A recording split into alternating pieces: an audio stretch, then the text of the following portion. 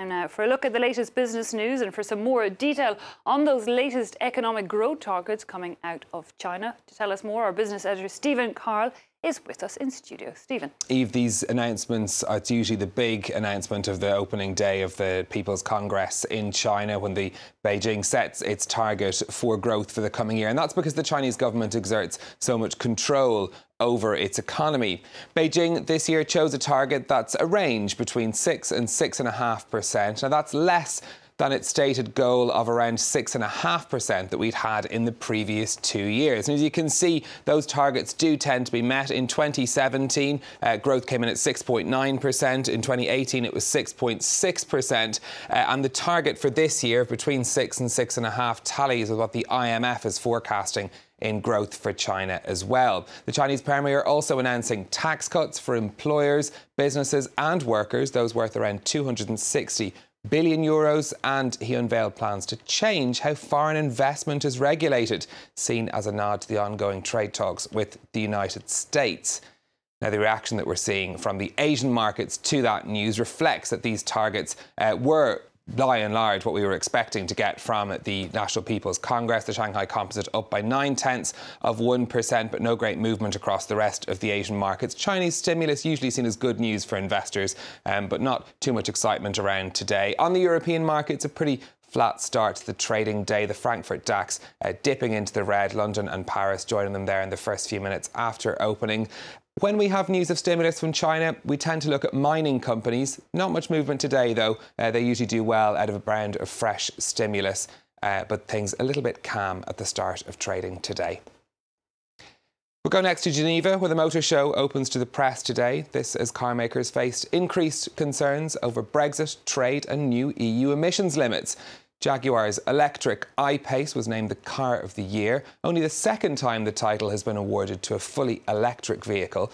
This as stricter rules for CO2 coming from engines will come into force in the European Union next year, pushing many brands to boost their electric offerings.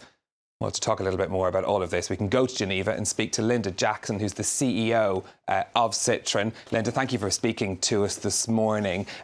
These new emissions limits will present a challenge for many. How is Citroën preparing to adapt? Well, of course, we have to adapt, and that's absolutely important. It's all about speed. So by next year, we'll be launching our first plug-in hybrid electric vehicle, and then every vehicle that we launch from 2020 will have an electrified version. So that by 2025, 100% of our vehicles will have an electrified version, whether it be a PHEV or a hybrid. And of course, the other thing that we're doing is we're testing the market, and behind me on my stand I've got a concept which is an urban mobility object which is 100% electric. So we're testing the market for the viability of that type of product too. OK, that's one of the big challenges you're facing. Trade tensions continuing to be a big issue for car makers, though. How concerned are you about this ongoing looming issue of potential tariffs on the United States?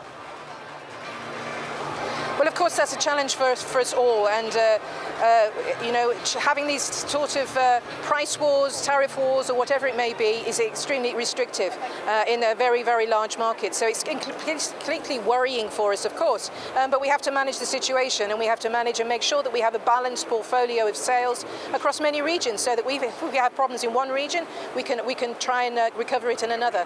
We're very strong in Europe, and we're now looking to move out towards Southeast Asia. For example, we'll be going into India by 2021. So it's all about managing your portfolio of regions, but of course it's a very worrying situation for us, for all manufacturers, to understand how we can make sure we've got free trade.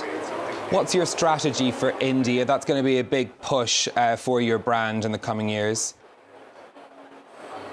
Well, for India, I mean, so it's an extremely important market. It's already 3 million passenger cars, and it's going to be growing by 2025 by doubling to 6 million. So our strategy is quite simple. We take the strategy that's already working in Europe, which is about a new range, a new positioning. It's about unique styling. It's about comfort, and really putting the accent on comfort. And we are a brand right at the heart of the market, and we will take exactly that same principle of strategy, but make sure it's relevant for our Indian customers, just as we've done for Europe and just as we're doing across across many other of the regions. So it's about having a global strategy, but making sure that it's right for our Indian customers, and it really, really does react to exactly what they're looking for. Now, the UK is a major market for your brand. We're 24 days away from what we're told will be the Brexit day. How worried are you at this stage about the prospect of a no deal? Well, of course, everybody's worried because we don't know what the deal's going to be. And instability is the worst thing in anything we can have in business. The UK is my 5th largest market, so it's very, very important for me to understand where we may be moving. But of course, until we know exactly what the deal is, we may have plan A, we may have plan B or plan C, but until we know what it is, we can't react. So of course, it's very, very worrying because of the instability. And for Citroën personally, we obviously import our vehicles into the UK, so we need to understand exactly what that might mean in terms of tariffs, in terms of single market and all of those things. Very worrying at the moment, so clearly we're waiting for the end of March to understand where we might be. OK, Linda Jackson from Citroën, thank you very much for speaking to us from the Geneva Motor Show. And we'll have more from Geneva throughout the day, Eve. OK, Stephen, thanks a lot for that. Stephen Carroll there with our business update.